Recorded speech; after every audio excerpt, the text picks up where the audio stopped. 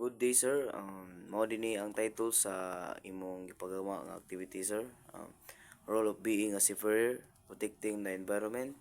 Ang akong answer ni sir is ang mga seafarer kay importante kayo sa pagprotekta sa environment kay sila man ang nag-implement sa mga regulations, nagpugong sa pollution like oil, spills, waste, and og emissions.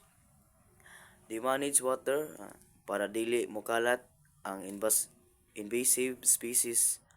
Sila pod ang nagmonitor o reports mga pollution incidents.